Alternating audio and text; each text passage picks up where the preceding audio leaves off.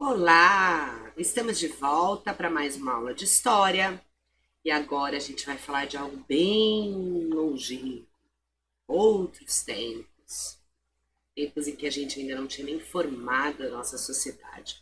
E vamos até entender como ela começa a se formar. Sobre do que eu estou falando? O que a gente vai falar hoje? Vem comigo que eu te mostro.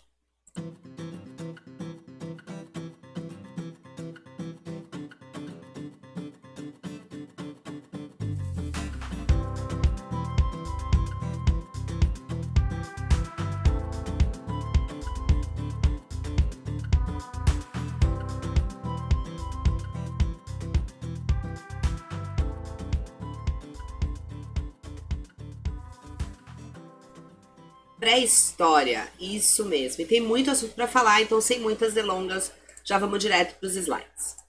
Bom, a pré-história ela engloba dois períodos, né? O Paleolítico e o Neolítico. O Paleolítico vai surgir, é onde nós temos o surgimento do gênero Homo, que nós já estudamos. Se vocês não lembram, tem uma aulinha aqui que nós estudamos sobre os hominídeos. Eu vou deixar um card aqui para vocês, tá?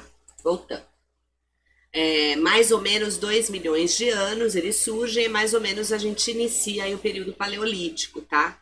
No meio do caminho entre o paleolítico e o neolítico, a gente vai ter a invenção da agricultura, mais ou menos 10 mil anos antes de Cristo, tá? E é bem o meio do caminho porque ele marca essa mudança, ela marca essa mudança de período. Durante o período neolítico, mais ou menos 5 mil anos, mais ou menos não, exatamente 5 mil anos antes de Cristo, a gente vai ter a descoberta dos metais e a invenção da escrita em 3 mil anos antes de Cristo, e aí o Neolítico ainda continua mais um pouquinho, tá, gente? A invenção da escrita é um marco muito importante no período. Então vamos falar aqui do Paleolítico. O que acontece nesse período? Como já disse, surge o Homo habilis, tá?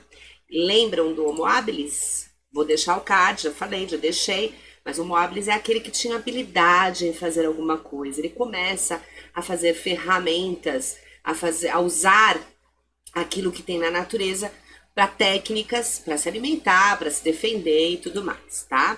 Ah, outra coisa importante. Lítico é pedra, tá? Então, paleolítico, pedra antiga, neolítico, nova pedra. Sendo que o paleolítico também pode ser interpretado como pedra lascada, bom? Então, vamos prosseguir aqui no paleolítico. Muito bem, nessa época os homens caçavam, pescavam e coletavam para sobreviver. Nós tínhamos o nomadismo, tá? Muitas migrações vão acontecer, e o que eu quero dizer com isso? Eles não se fixavam em um só ambiente. Eles iam de um ambiente para outro. Acabava a comida ali, ia para outro ambiente. Ficava frio, ia para outro ambiente. E assim eles vão fazer até... Daqui a pouco a gente descobre. Bom, esse nomadismo foi da África para outros continentes, né? Antes da Pangeia. Vamos ter um estudo mais para frente, uma aula para falar só sobre essas migrações. Eles usavam ferramentas simples, advindas das próprias matérias-primas que eles encontravam, então ossos, madeiras e pedras. Com isso, eles faziam lanças, arpões, pedras cortantes que serviam como uma machadinha, né, para bater na comida, para cortar. Com essas armas, eles abatiam animais, coletavam frutos e os esmagavam e produziam aquilo que eles vestiam, né, para se amparar do frio. Depois de um tempo, vai ter a descoberta do arco e flecha, que vai ser muito importante porque eles passam a conseguir caçar animais mais velozes. Por exemplo, pássaros. Eles conseguem começar a comer pássaros, porque eles conseguem caçar pássaros. Uma lebre, por exemplo, que é um animal mais rápido, um veado, que é um animal mais rápido, e aí eles têm carne por um pouco mais de tempo. Quanto mais técnica eles vão aprendendo a utilizar, melhor mais eles consomem, mais eles têm chances de melhorar a alimentação, né? A quantidade da alimentação e de proteínas e tudo mais. Aí vai acontecer aquilo que eu falei, que seria uma novidade. A descoberta do fogo, tá? A partir do momento que eles descobrem o fogo, muitas coisas mudam. Uma delas é as manifestações culturais. Primeiro, a importância da descoberta do fogo. Eles já não precisam migrar tanto Agora eles têm condições de ficar no mesmo espaço ainda que esteja frio, tá? Qualidade do que eles comem, eles podem agora assar, cozinhar o que eles comem, então tem mais qualidade, mais facilidade para mastigação, inclusive. E por que a cultura? Existe uma música cuja letra, se eu não me engano, eu acho que não estou enganada, do Cazuza, cantada pela Rita Lee, que fala: perto do fogo, como na Idade Média, perto do fogo, e assim por diante. Procurem. E fala dessa coisa das tribos, né? Das pessoas conviverem ali ao redor do fogo e conversarem, e fazerem rituais, fazerem trocas de ideias. O fogo ser usado para modificar coisas da natureza, né? Isso tudo começa a mostrar o potencial cultural. E o que é a cultura? Nós já estudamos lá atrás. Cultura é a capacidade de modificar a natureza ou de se manifestar perante a natureza, tá bom? Perante o mundo, tá? Então vimos aqui o período paleolítico. Da mesma forma que nós temos dois nomes para o paleolítico, antiga ou lascada, que nós vamos ter dois nomes também: novo período, nova pedra, ou pedra polida. Eles passam a polir a pedra e aumenta a eficácia e a durabilidade de suas armas. Também passam ao pastoreio ou pecuária e à agricultura. Qual a importância disso? Depois do fogo, como eu disse, as migrações não são tão intensas. Então eles já não só caçam e coletam para sobreviver. Eles percebem que eles conseguem, não precisam ir tão distante caçar, eles podem criar os animais. Primeira a experiência historicamente registrada, assim, que se tem, que parece que aconteceu, né? A história tem registros que demonstram que isso pode ter acontecido. Eles percebem através dos cães que é possível domesticar animais. Então eles começam a criar animais e consumir essa carne dos animais que eles criam. Então não precisam tanto ir à caça, tá? O segundo ponto é que eles percebem que as coisas crescem, germinam. Então eu posso plantar e colher. Também não preciso ficar só coletando aquilo que cai das árvores, esperando o passarinho deixar cair semente. Então, ir plantando, colhendo, e crescendo ali naquela comunidade, né, naquele território, não precisando sair e fazer migrações, vão começar a se constituir as comunidades e depois as sociedades. Então, são avanços, uma coisa vai dando origem a outra. O fogo acaba com a migração, o sedentarismo, a agricultura e a pecuária dá origem ao sedentarismo à sociedade e assim por diante. Qual era o papel da mulher e do homem nessa sociedade? Vamos ver.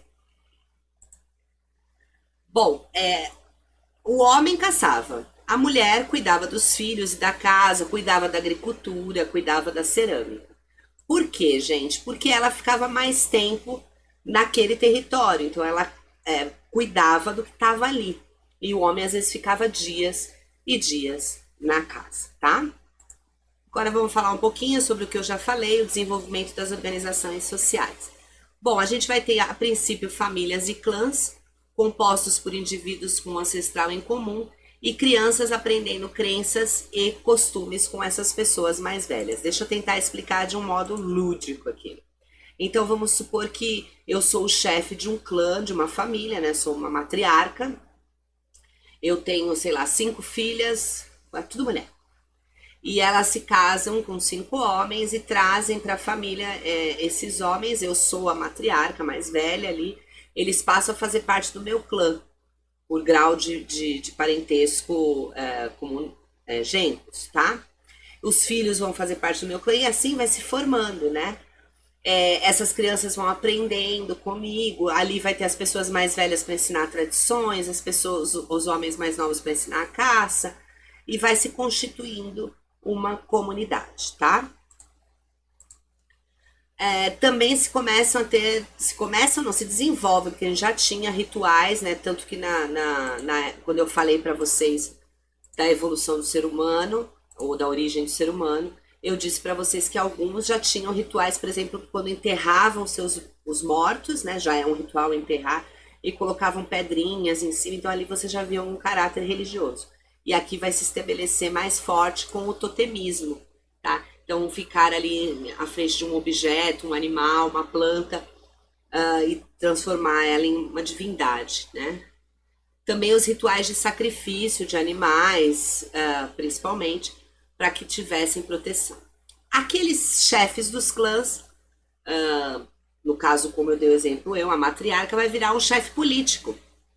E as aldeias começam a se formar, né? Então agora tem uma ordem social. Ele vai ser responsável por organizar o trabalho, por liderar grupos de guerra, por defender o território ou até por coordenar líderes religiosos. Então vejam, aquilo que era um clã, era uma família muito grande que vivia junto, vai aumentando, né? As aldeias vão aumentando. Então precisa ter uma organização. Aí essa organização se eu sou um bom guerreiro, eu vou ser o líder que vai defender aquele território, ou vai à busca de outros territórios, ou vai ensinar os valores de guerra, de caça, de proteção. Se eu sou mais espiritualizado ali, eu vou ser o chefe dos rituais religiosos e vou aconselhar aquela comunidade. Se eu sou mais antigo, mais tradicional, as pessoas vão acatar as minhas ordens. Então eu vou disciplinar quem tem que fazer cada trabalho, nomear novos líderes a partir daquilo que eles demonstram, ou pelo grau de afinidade, parentesco, tá? Então a gente começa a ter um ordenamento, a gente começa a ter normas para que todos convivam bem naquela comunidade, ok? Muito bem. Depois dessas aldeias, nós vamos ter as cidades. A população vai crescer, vai ter necessidade de mais alimentos, vão inventar novas técnicas como o arado, adubação melhor, irrigação da agricultura, e isso vai gerar muita produção. Uma produção excedente vai fazer com que as pessoas passem a trabalhar em outras coisas, como cerâmica, tecelagem, fabricar armas de metal, construir casas. Essa crescente divisão e especialização do trabalho vai gerar produtores especializados e depois os comerciantes, que é um personagem muito importante da nossa história, e a gente já vai entender. Vou explicar essa parte aqui para vocês. Bom, as aldeias começam a crescer, tem muita gente, a gente precisa gerar mais comida. Quando tem uma necessidade, surgem técnicas, né? Então eles vão gerar novas técnicas e vão produzir muita comida. Muito bem, agora tem comida demais. Então eu não preciso mais trabalhar na agricultura porque tem muita gente já trabalhando, gerando comida, ou nem preciso plantar essa safra porque já tem comida sobrando. O que eu sei fazer? Eu sei fazer um cesto. Eu vou começar a fazer cesto. Ah, outro é muito bom em fazer cerâmica. O outro é um ferreiro maravilhoso. Ele faz espadas, faz armas excelentes. Eu sou bom em construir casa, vou construir casa. Eu fico tão especialista naquilo que eu faço, porque eu me volto só para aquilo, que eu começo a fazer muito bem. E aí eu começo a fazer escambo daquelas coisas. Até que vai surgir o comerciante. E o comerciante é aquele que vai levar, né? Olha, tem um lugar que tá precisando de muita lã. Eles costuram casaquinhos de lã. Você não quer dar a lã aí, vocês criam ovelhas? Ah, mas a gente aqui, por exemplo, tá com falta de arroz. Tudo bem, eu levo a lã e trago arroz. Então o comerciante, a princípio, ele faz esse escambo e depois a gente sabe que vai entrar muito mais para frente na era de trocar por moedas, né? E por isso ele é um personagem importante, que ele é um personagem que vai levar e trazer cultura também. Por isso também é um personagem importante. Agora vamos entender como é que foi esse deslanche aí das aldeias para a cidade, com um poder mais centralizado e mais expandido, e elas mais expandidas, tá? Vamos lá. Bom, processo de centralização do poder. Com o crescimento das populações nas aldeias, os chefes passam a disputar mais terras, né? Melhores terras, que então são mais produtivas. Quem controla a terra, controla quem estava na terra e controla os impostos, tá? Nessa época, muitas vezes pagos, quando a gente fala de impostos, não é necessariamente dinheiro, tá, gente? Muitas vezes os impostos são pagos com força de trabalho, com produção, tá? Então eu tenho uma terra bem mais ou menos ali, não tá tô plantando, não tá, já tá saturado o solo. A terra do meu amigo é melhor, eu tenho, sei lá, 500 pessoas na minha aldeia, grande, né? Ele tem 100. Eu vou dominar com facilidade, conquistar a aldeia dele, eu vou ganhar 600 pessoas agora, as minhas 500 mais as 100, e eles vão responder a mim. Inclusive com pagamento de impostos, hierarquicamente as minhas ordens vão ser aceitas. Muitas vezes eu vou escravizar pessoas daquele outro território que não aceitarem, né? E assim por diante. vai ganhando poder, vai impondo a sua autoridade até o momento em que ele vai ser rei. Ele vai ter vários territórios e vai ser o rei.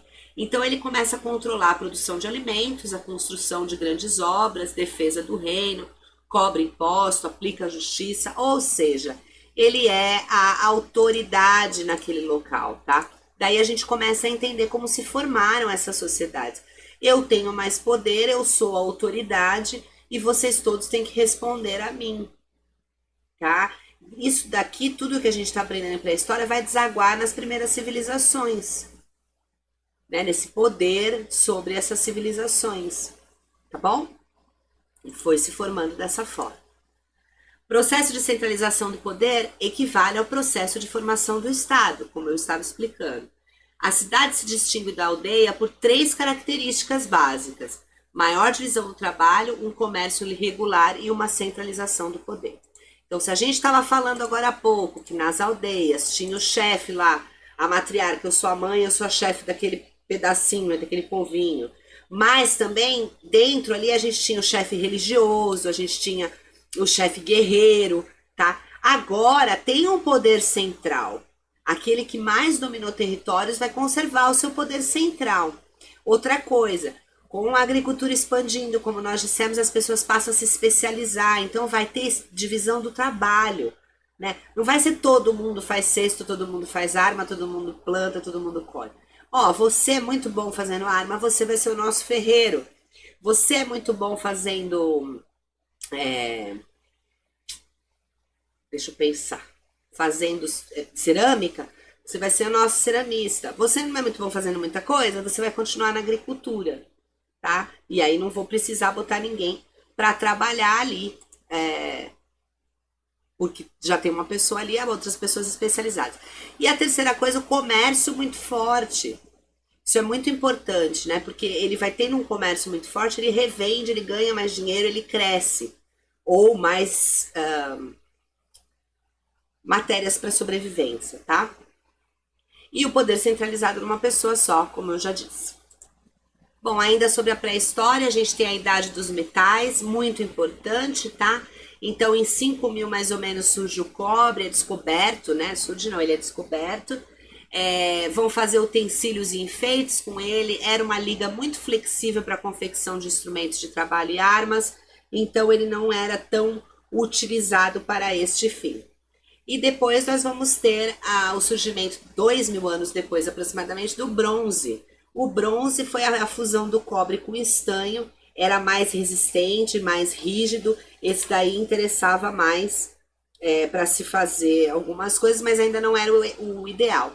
E o ferro, por fim, que tinha maior resistência e aperfeiçoou as armas, as ferramentas de trabalho, dando melhor estabilidade para aquelas pessoas, né? Então, por exemplo, a gente vai ter espadas. Ops, cadê eu? Sumi, voltei. Nós vamos ter espadas e escudos, isso melhora muito a proteção de um território e até a conquista de outro território. Então, quem tinha maior poder no ferro, né, quem conseguia ter esse poder, conseguia se dar melhor nas guerras.